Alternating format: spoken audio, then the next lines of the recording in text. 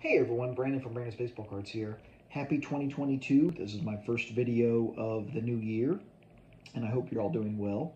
I've been doing well, just haven't really felt like making content as much, so I just haven't, because when I'm not feeling it, I don't do it.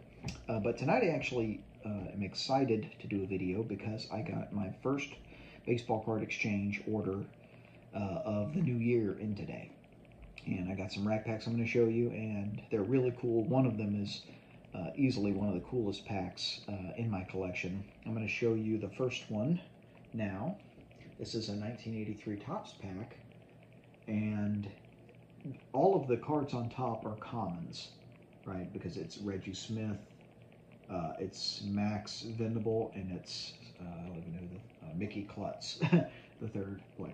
But why I got this pack is because if you look at the Reggie Smith card, you will see a Cubs player going back to the bag, or going to the base. That is Ryne Sandberg. And so in addition to his rookie card appearing in the 83 Topps set, he appears on another card. And so I really like this card, and I like the fact that it's not his rookie card, but he's on the card. I think that's just really cool. So I saw this on eBay. This was an auction win.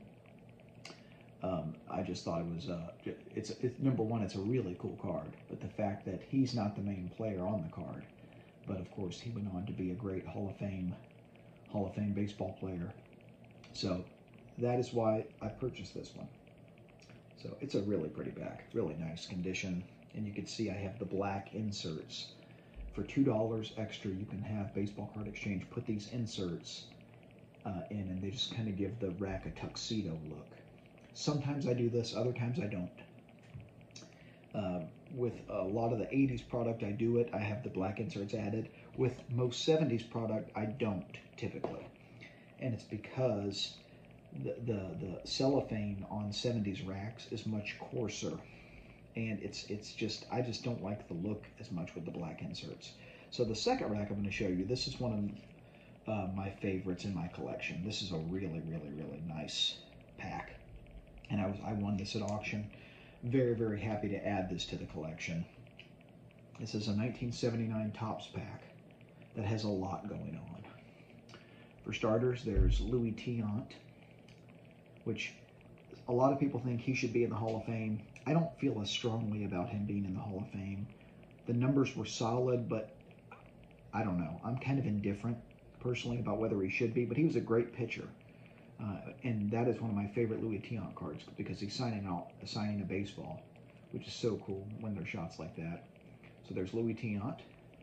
There is a Nolan Ryan, J.R. Richard strikeout leaders card on top. This is my first 70s Nolan Ryan rack that I've ever gotten. And it is a really, really awesome card.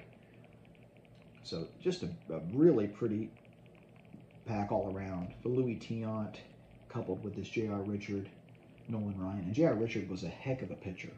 J.R. Richard was actually the league leader in strikeouts for 1978 and 1979. And then he had a stroke on the field, I think, while warming up for a game in 1980. And I think he tried to make a comeback, but he never was the same again. But he was the strikeout leader in the National League 2 years in a row. And both of those years that he was a strikeout leader in the National League, Nolan Ryan was a strikeout leader in the American League. And there are some that say J.R. Richard was the toughest pitcher they ever faced. I think it was Johnny Bench who said that. He was the toughest pitcher I ever faced. So that's saying something. But a career cut very tragically short. Interesting life. He went on to become a Christian minister. He was homeless at one point. His life was a very interesting journey, but a beautiful pack. And in addition to having that Nolan Ryan, J.R. Richard, and the Luis Tiant, on the back there's the J.R. Richard base card. It's very hard to show because the colors on the back are so dark, but this is the J.R. Richard base card. So it's a double J.R. Richard 79 rack because he's here with Ryan and he's here too. And also on the back, in the same cell as the Ryan Richard, is another Hall of Famer league leaders card. This is I guess the relief pitchers, what are they? The leading firemen. So these are the save leaders, and none other than Rich Gossage or Goose Gossage and Rollie Fingers are on that card. So we have Hall of Famer Nolan Ryan on front, and we have the Hall of Famer, two Hall of Famers on the same card on the back in the same cell. So two J.R. Richards, Nolan Ryan, Louis Tiant, Rich Gossage, and Rollie Fingers all in one pack. How do you beat that? So, love this pack. Was happy to get it.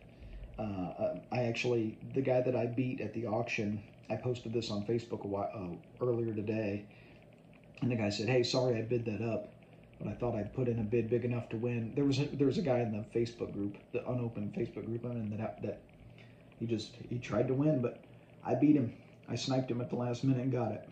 As soon as this rack was listed, I said, "This will be mine," which isn't always the best thing for the budget, but I got it. And so, absolutely love it. And I have another Ryan rack that's actually on its way to Baseball Card Exchange right now, a 1983 Topps. I actually have 5 rack packs that are either on their way to Baseball Card Exchange or already there. So that's my next order.